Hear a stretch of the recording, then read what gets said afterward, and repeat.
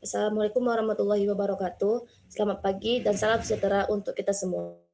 Perkenalkan, saya Nazwa Zulkisha dengan NIM 125190072 selaku moderator dari presentasi kelompok 4. Pada kesempatan kali ini, kami akan mempresentasikan mini project yang berjudul Analisis Data Kesehatan Pasien Menggunakan Python. Untuk memulai presentasi, saya akan menjelaskan terlebih dahulu mengenai latar belakang dari proyek yang kami kerjakan. Baik, saya akan menjelaskan latar belakang. Data kesehatan pasien umumnya masih tersimpan dalam bentuk data mentah, sehingga cukup sulit untuk dianalisis secara langsung, terutama jika jumlah data yang tersedia cukup banyak. Apabila proses pengolahan dilakukan secara manual, maka akan dibutuhkan waktu yang lebih lama dan beresiko menimbulkan kesalahan dalam pengolahan data. Oleh karena itu, diperlukan suatu sistem yang dapat membantu proses pengolahan, pengelompokan, dan visualisasi data agar informasi yang terdapat pada pasien dapat dipahami dengan lebih mudah, cepat, dan akurat.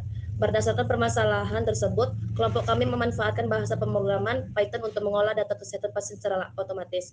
Dengan adanya program ini, proses analisis data menjadi lebih efisien dan mampu menghasilkan informasi yang lebih terstruktur serta informatif. Selanjutnya, saya akan menjelaskan analisis masalah yang menjadi dasar pembuatan program ini. Berdasarkan data yang digunakan, dapat beberapa permasalahan yang ditemukan. Pertama, data tidak bisa dianalisis manual. Kedua, belum ada pengelompokan pasien. Ketiga, tidak ada analisis statistik kesehatan. Keempat, belum tersedianya visualisasi data. Kelima, sulit mengidentifikasikan pasien.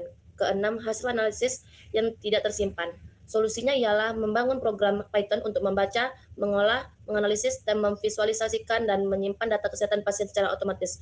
Selanjutnya akan dibacakan atau dipresentasikan oleh teman saya.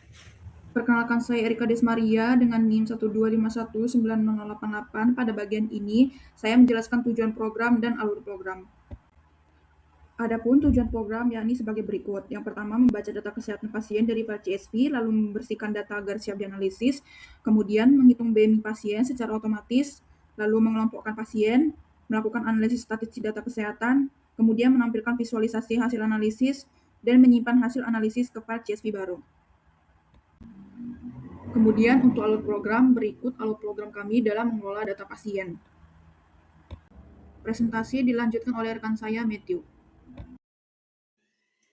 Perkenalkan, nama saya Matthew Jonathan Marulus dengan NIM 125190116. Di sini, saya berkontribusi dalam membaca file CSV serta melakukan cleaning data.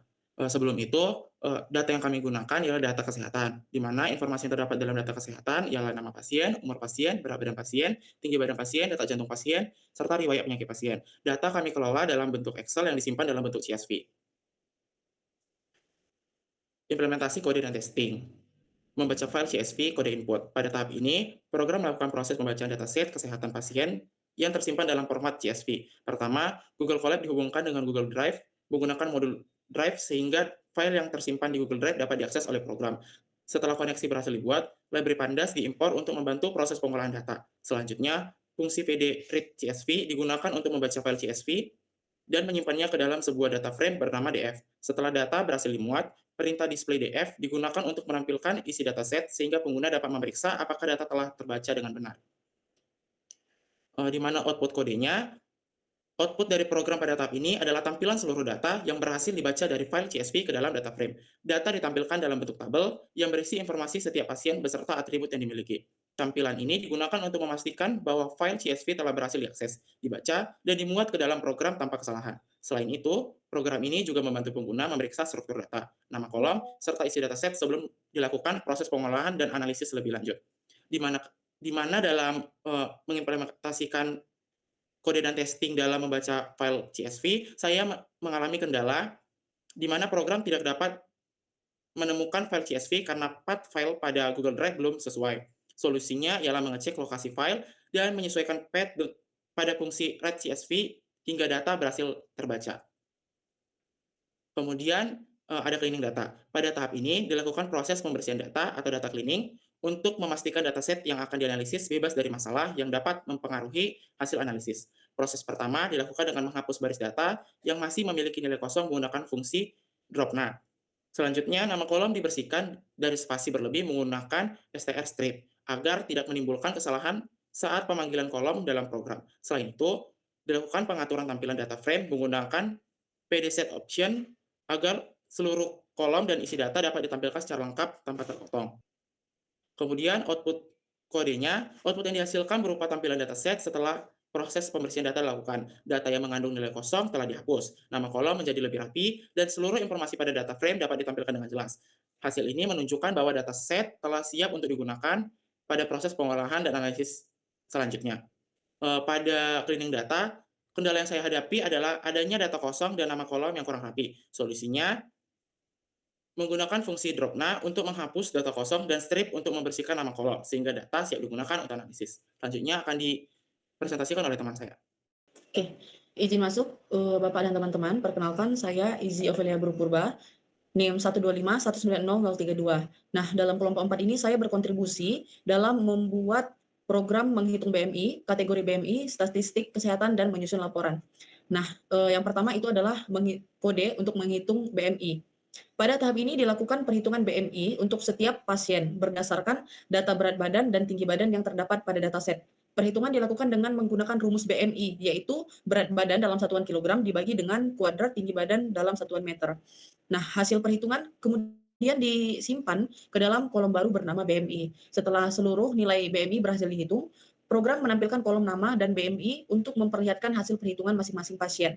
Tahap ini bertujuan untuk memberikan informasi mengenai kondisi berat badan pasien berdasarkan hubungan antara berat badan dan tinggi badan yang dimiliki. Next. Nah, output yang dihasilkan berupa daftar yang menampilkan nama pasien beserta nilai BMI yang telah dihitung. Hasil ini menunjukkan bahwa proses perhitungan BMI berhasil dilakukan dan nilai BMI setiap pasien telah tersimpan pada dataset untuk digunakan pada tahap analisis berikutnya. Nah, di sini kendala yang saya alami itu adalah penggunaan nama kolom yang tidak sesuai dengan dataset. Misalnya, salah menulis nama kolom berat badan atau tinggi badan sehingga program menghasilkan error. Solusinya itu adalah memeriksa kembali nama kolom pada dataset dan memastikan penulisannya sama dengan yang digunakan pada kode program. Selanjutnya, itu adalah program untuk melihat kategori BMI. Nah, pada program ini dilakukan fungsi kategori BMI untuk mengelompokkan pasien berdasarkan nilai BMI yang dimiliki. Nah, di dalam fungsi ini terdapat struktur percabangan if, elif, dan else yang digunakan untuk menentukan kategori BMI secara otomatis. Jika nilai BMI kurang dari 18,5, maka pasien dikategorikan sebagai kurus. Jika BMI berada pada rentang 18,5 hingga kurang dari 25, dikategorikan normal. Jika BMI berada pada rentang 25 hingga kurang dari 30, dikategorikan gemuk. Dan jika BMI lebih dari atau sama dengan 30, dikategorikan obesitas. Nah, fungsi ini kemudian diterapkan pada seluruh data BMI menggunakan metode apply. Sehingga setiap pasien dapat dikelompokkan ke dalam kategori yang sesuai secara otomatis tanpa perlu melakukan pengelompokan secara manual. Nah, output dari proses ini adalah tabel yang menampilkan nama pasien, nilai BMI, dan kategori BMI masing-masing. Dengan adanya kategori ini, data menjadi lebih mudah dipahami karena kita tidak perlu menafsirkan angka BMI satu per satu. Kita bisa langsung mengetahui kondisi berat badan setiap pasien berdasarkan kategori yang diberikan. Adapun kendala yang saya alami pada program ini itu adalah kesalahan dalam menentukan rentang nilai BMI pada percabangan if, elif, dan else, sehingga kategori yang dihasilkan itu tidak sesuai. Nah, terus solusi yang saya temukan itu adalah memeriksa kembali batas setiap kategori BMI dan melakukan pengujian pada beberapa nilai BMI. Selanjutnya, terakhir itu adalah program statistik kesehatan. Nah, kode ini digunakan untuk memperoleh informasi statistik dari dataset kesehatan pasien. Program akan menghitung rata-rata BMI, BMI tertinggi, BMI terendah, dan rata-rata detak jantung. Perhitungan ini dilakukan menggunakan fungsi pandas seperti min, max, dan min. Hasil statistik memberikan gambaran umum mengenai kondisi kesehatan pasien dalam dataset. Terus, adapun output yang dihasilkan itu berupa ringkasan statistik kesehatan dari seluruh data pasien. Informasi ini memberikan gambaran umum mengenai kondisi kesehatan dalam dataset. Misalnya, kita dapat mengetahui rata-rata BMI pasien atau melihat nilai BMI tertinggi dan terendah yang ada pada data. Nah, selanjutnya akan dilanjutkan oleh rekan saya, Novela. Terima kasih atas kesempatannya. Izin masuk Bapak dan teman-teman. Perkenalkan, nama saya Novela Tridaryani dengan NIM 125190064. Pada bagian ini yang saya kerjakan adalah proyek bagian filtering data dan analisis tambahan. Kontribusi saya yaitu membuat fitur yang dapat menyaring data pasien yang berdasarkan kondisi tertentu, serta membuat ringkasan data sehingga informasi penting dapat diperoleh dengan lebih cepat dan mudah dipahami oleh pengguna.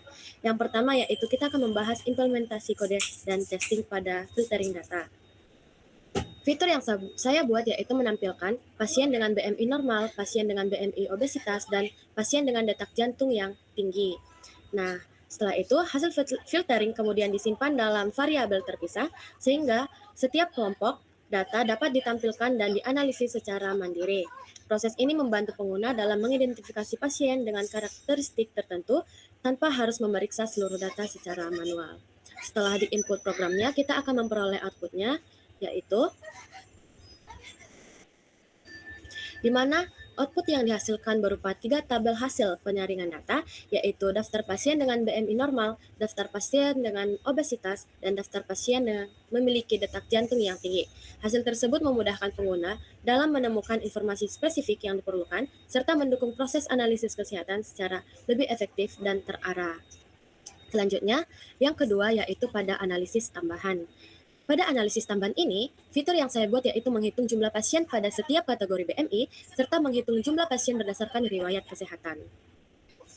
Analisis pertama dilakukan dengan menghitung jumlah pasien pada setiap kategori BMI. Menggunakan fungsi value cons, perhitungan ini bertujuan dengan mengetahui banyaknya pasien dari masing-masing kategori agar dapat memberikan gambaran mengenai persebaran kondisi pasien dalam dataset. Selain itu, juga menghitung jumlah pasien yang berdasarkan riwayat kesehatan yang dimiliki.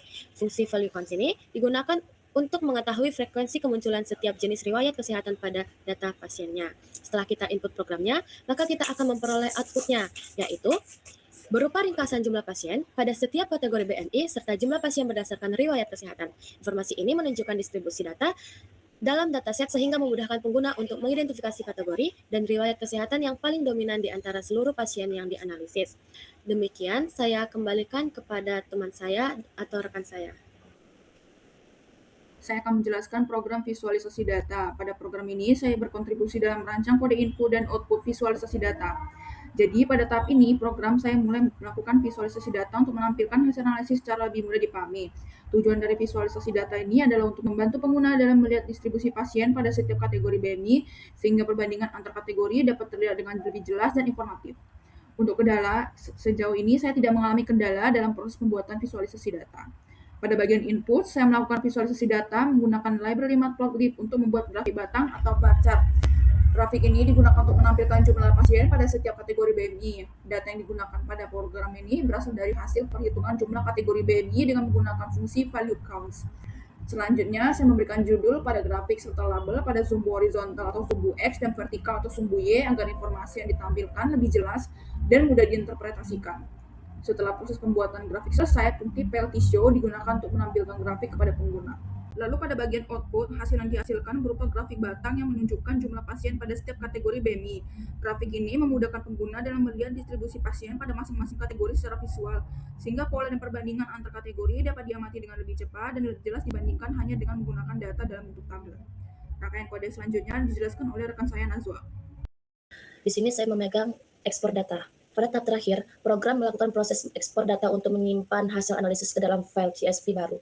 Pada kode ini digunakan fungsi dataframe.toCSV yang berfungsi untuk menyimpan seluruh data yang terdapat pada data frame ke file bernama hasil analisis kesehatan CSV. Lokasi penyimpanan file ditentukan pada Google Drive, sehingga data dapat diakses kembali dengan mudah. Selain itu, parameter indeks sama dengan false digunakan agar nomor indeks tidak ikut tersimpan ke dalam file sehingga hasilnya lebih rapi dan mudah dibaca. Setelah proses penyimpanan selesai, program menampilkan pesan data berhasil disimpan sebagai tanda bahwa ekspor data telah berhasil disimpan. Output yang dihasilkan adalah file CSV baru bernama hasil analisis kesehatan CSV yang berisi seluruh hasil analisis data kesehatan. File ini dapat digunakan kembali untuk keperluan pengolahan atau analisis data selanjutnya. Kendala yang saya alami ialah pada tahap ini adalah file hasil analisis sempat tidak tersimpan karena adanya kesalahan pada path atau lokasi penyimpanan file. Untuk mengatasinya, saya memeriksa kembali path yang digunakan dan memastikan Google Drive telah terhubung dengan baik. Setelah diperbaiki, file berhasil tersimpan sesuai dengan lokasi yang diinginkan. Terima kasih. Baik, Bapak dan teman-teman, demikian presentasi dari kami kelompok 4. Untuk perhatian dan waktunya kami ucapkan terima kasih banyak.